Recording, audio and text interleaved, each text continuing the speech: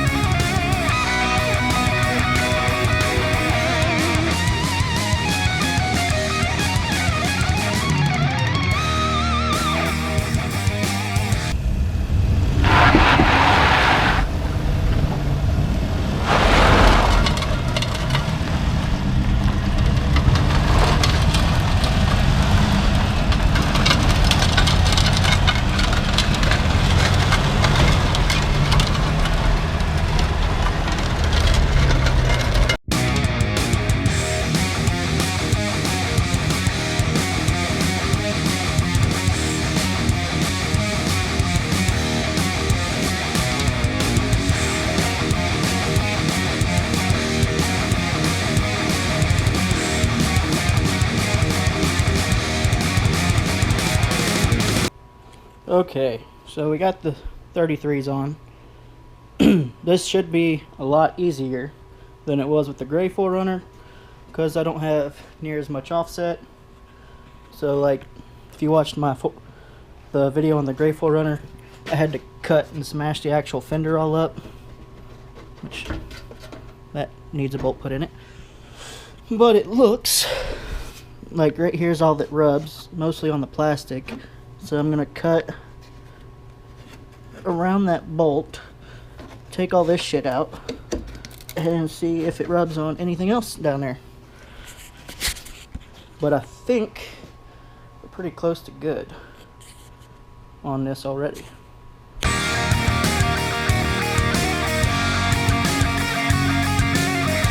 Okay, so as you can see there, I was a little wrong. It wasn't hitting just the plastic. But I'm going to just kind of cut this corner off of this fender right here and smash that pinch weld in, and I think that'll be pretty close.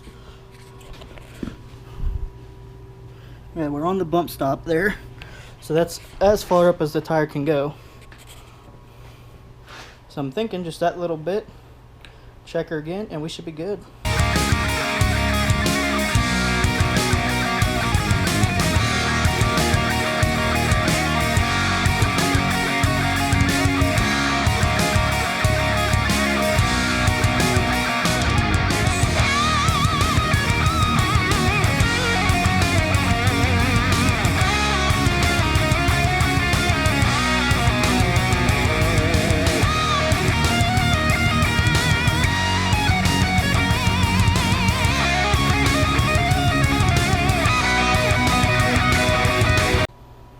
Okay, and like that, it doesn't rub anymore.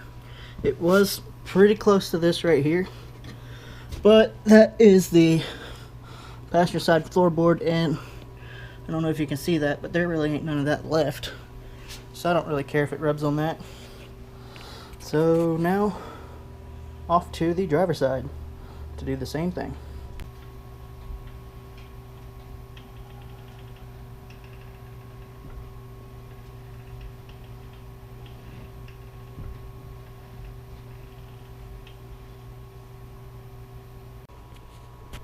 Okay, so I kind of decided on one more suspension test. I lifted the front axle up as high as I could, put a jack stand under it, let it down. Then I went to the back axle with the jack. Ignore the messed up bumper. I put the jack on this side and lifted it up, so right now both back tires are off the ground, and that tire there's the only one on it. So now let's make sure she ain't rubbing, because that is 100% full stuff. Will not stuff anymore.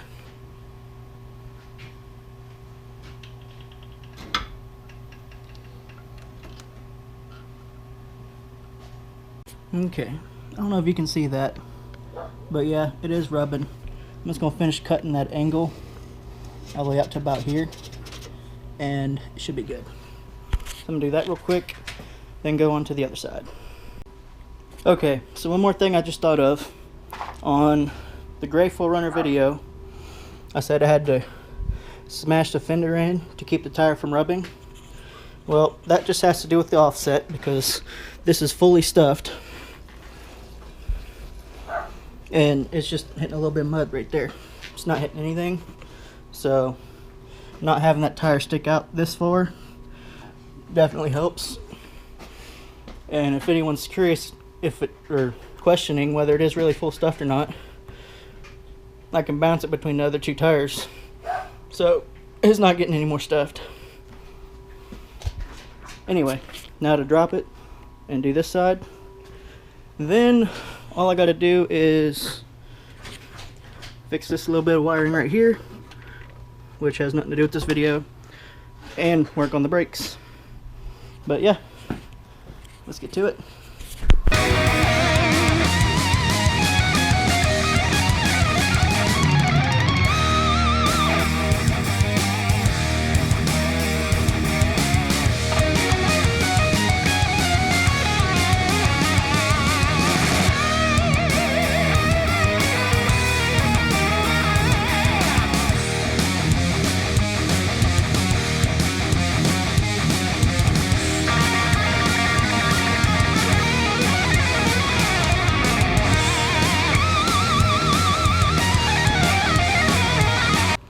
Okay guys, so that was how to put 285, 75, 16s or 33 by 11s onto an 84 4runner.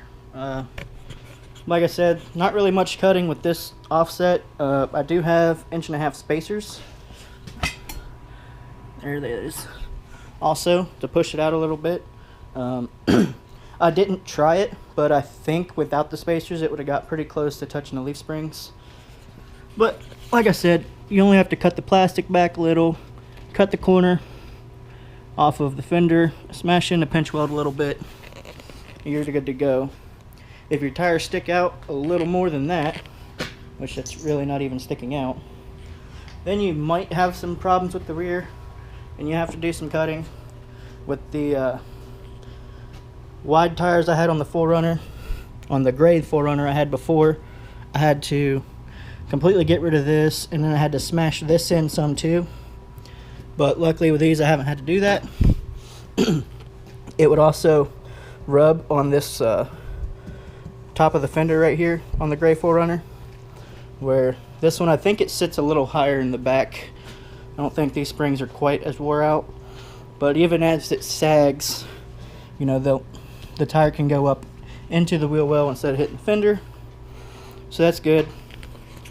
So thanks for watching. If you only were worried or only concerned about how to fit the tires, thanks for watching. Otherwise, I'm going to fix a wire and work on the brakes. So let's go do that. So real quick, here's the wires I gotta fix. When I got this thing stuck about a month ago, the battery fell down into there and it ripped all these wires apart. This was pulled out way tight like that. So I'm going to solder these back onto this guy and then tape it up real good, tighten up this loose ass battery terminal, and find a bungee cord to keep the damn battery in place till I can get a proper tie down. So the GoPro died, but she's all back together. Next is brake fluid and look for leaks. Then we're going for drive.